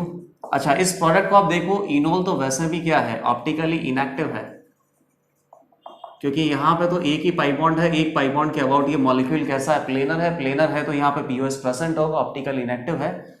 अब इस इनॉल फॉर्म में H+ वापस से अल्फा कार्बन पे अटैच करना है, तो ये इलेक्ट्रॉन पेयर यहाँ से पाई बॉन्ड का फॉर्मेशन करेंगे, और इस कार्बन एटम जो कि sp2 है, तो sp2 का ऊपर का स्पेस भी खाली है, नीचे का स्पेस भी खाली है, तो बेसिकली H+ एटम यहाँ से ऊपर वाली साइड से भी अटैक कर सकता है, नीचे वाली साइड से भी अटैक कर सकता है। तो दो पॉसिबिलिटी यहाँ पे हो सकती है, और दोनों प्रोडक्ट हमें मिलेंगे, या तो प्रोडक्ट आपको ये मिल जाए, या प्रोडक्ट हमें क्या मिल जाए, C2H5, इस तरीके से प्रोडक्ट मिल जाए। थोड़ा अच्छे से बनाते हैं, C2H5H नीचे भेज देता हूं, बाकी यहां से क्या होगा, वापस से प्रोटॉन लॉस होगा, प्रोटॉन लॉस होगा तो इनिशियल कार्बोनिल कंपाउंड मतलब कि कीटो फॉर्म आपको मिल जाएगा। लेकिन आपने देखा कि वन रिएक्टेंट से दो प्रोडक्ट आपको मिल गए, दोनों प्रोडक्ट एक दूसरे का मिरर इमेज है, दोनों इक्वल अमाउंट में बन रहे हैं, तो basically equimolar mixture of enantiomeric form, equimolar mixture of optically active mirror images is called racemic mixture. तो ये रैसमाइजेशन हो गया, और रैसमाइजेशन का केवल एक ही रीजन था कि वापस से जब आपने इनॉल से कीटो बनाया, तो कीटो में फिर क्या करते हैं, H+ इलेक्ट्रोफाइल वापस से अल्फा कार्बन पे अटैच करता है, अल्फा कार्बन कैसा हो गया, sp2, तो sp2 में ये जो अल्फा कार्बन पे H+ इलेक्ट्रोफाइल है, ये इस प्लेनर मॉलिक्यूल के ऊपर से भी अटैक कर सकता है, नीचे से भी अटैक कर सकता है, तो बेसिकली दो प्रोडक्ट आपको यहाँ पे मिल जाएंगे। चाहे तो बेसिक मीडियम में आप देख लो, बेसिक मीडियम में भी सेम ही केस है, बेसिक मीडियम में इनोलेट आयन से आपको बनाना होता है, तो CH3H, C2H5 प्रूफ तो आपने कर ही लिया है, और ये CHO OH माइनस H2। तो सबसे पहले तो मैं इसका इनोल फॉर्म बना देता हूं।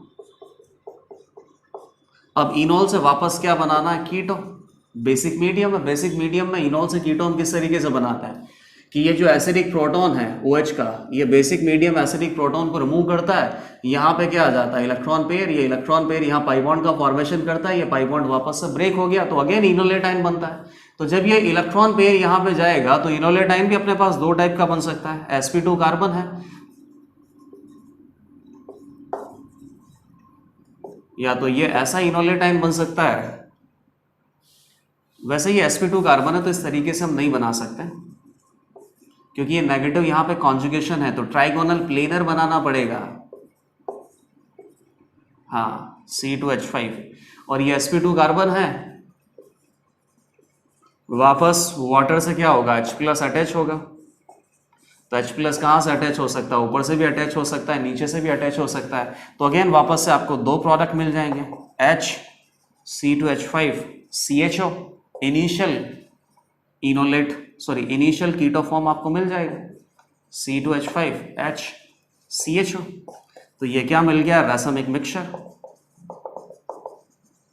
तो यहाँ पे बेसिकली ऑब्जर्वेशन क्या था, उसका स्टेटमेंट आप देखिए कि कोई भी कार्बोनिल कंपाउंड हो जिसमें अल्फा कार्बन कायरल हो और अल्फा कार्बन पे एक ही अल्फा हाइड्रोजन प्रेजेंट हो, ये बेसिकली कैटालिटिक अमाउंट में अगर एसिडिक मीडियम या बेसिक मीडियम प्रेजेंट हो तो इसके एक्वस सॉल्यूशन में एक ऑप्टिकल आइसोमर से दो ऑप्टिकल आइसोमर बन जाते हैं। तो बेसिकली इस रिएक्शन में रासायनिक मिक्सचर फाइनल प्रोडक्ट हमें मिलता है।